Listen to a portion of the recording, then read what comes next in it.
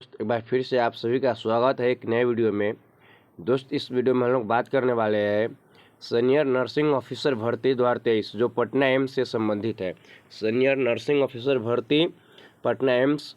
तो आइए दोस्त वीडियो को शुरुआत करते हैं। दोस्त यहाँ पर देख रहे हैं अखिल भारतीय आयुर्विज्ञान संस्थान advertisement notice number F148024 RECT SAN 2023 date 23 सितंबर 2023। यहाँ पर देख रहे हैं subject requirement to the post of the senior nursing officer staff nurse grade 1 and direct requirement, यानी कि स्टाफ नर्स ग्रेड 1 के डायरेक्ट रिक्वायरमेंट की वैकेंसी निकाली गई है जो पटना एम्स में। दोस्त यहाँ पर देख रहे हैं यह जो है ना senior nursing officer staff nurse का है ग्रेड, जिसका पे लेवल जो है ना 8 का जॉब है और पे मैट्रिक्स इसका जो है ना 47,600 से लेकर के 1,51,100 रुपया तक का है। और जो है ना 9300 से लेके 34,800 रुपया विथ ग्रेड पे है और 4800 इसका जो है ना क्या है कि प्री रिजर्व्ड पे है। तो इस तरह से इसका क्या है कि पे स्केल है। इसकी क्वालिफिकेशन की बात करें तो आपको BSc nursing 4 year from a Indian nursing council recognised institute और university.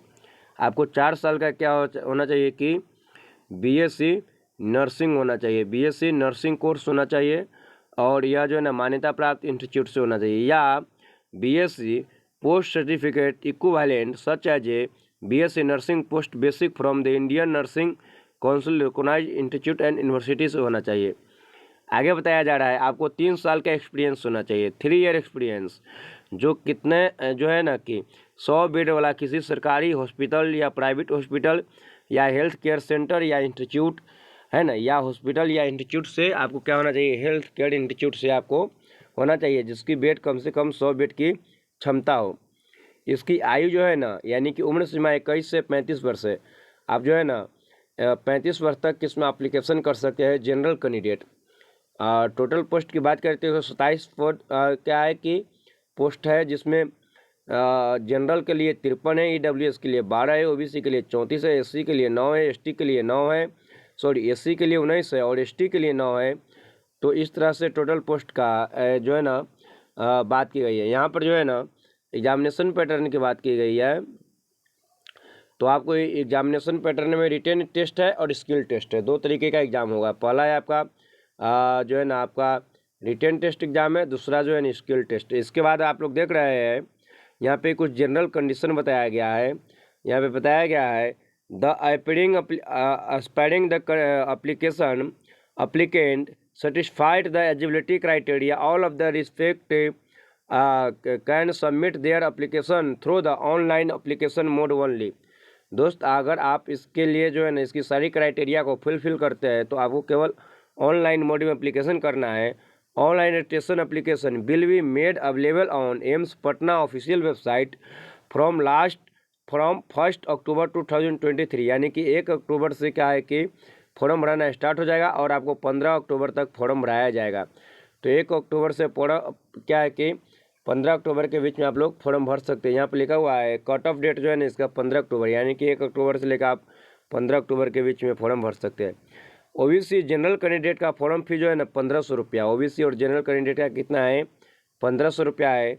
SC ST candidate AWS candidate का कितना है तो 1200 रुपया है। एक सर्विसमैन पर्सन विथ डिसेबिलिटी का अनएग्जाम्पेड है। तो इस तरह से क्या है कि जो है ना इसमें जो है ना एप्लीकेशन फ़ी की बात की, अलग अलग कैटेगरी में यहाँ पे एज रिलैक्सेशन की बात की गई है। जो OBC के लिए 3 साल होता है, SC ST के लिए 5 साल होता है, उस तरह से और कैटेगरी का भी एज रिलैक्सेशन की बात की गई है। आगे हम लोग देखते हैं जो है ना मुख्य बात है उसको हम लोग देखते चलते हैं। और इसके बाद जो है ना आपको यहाँ पर एग्जामिनेशन पैटर्न की बात की गई है। यहाँ पर हम लोग देखते हैं थोड़ा। The guidelines are subject to the change in the term of Government of India guidelines clarification if any from time to time। समय के अनुसार इसमें चेंज भी होता रहता है एग्जाम पैटर्न के में।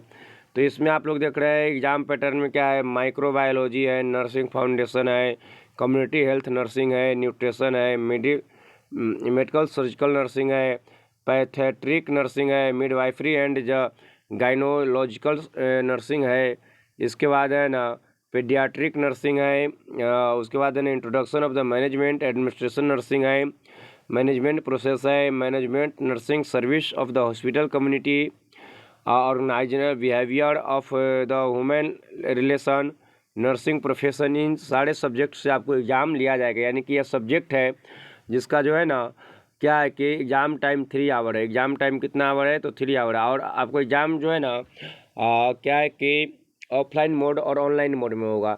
यहाँ पर बताया गया है कि scheme of the examination, the examination will be computer based online offline mode exam for the post of the senior nursing officer and skill test.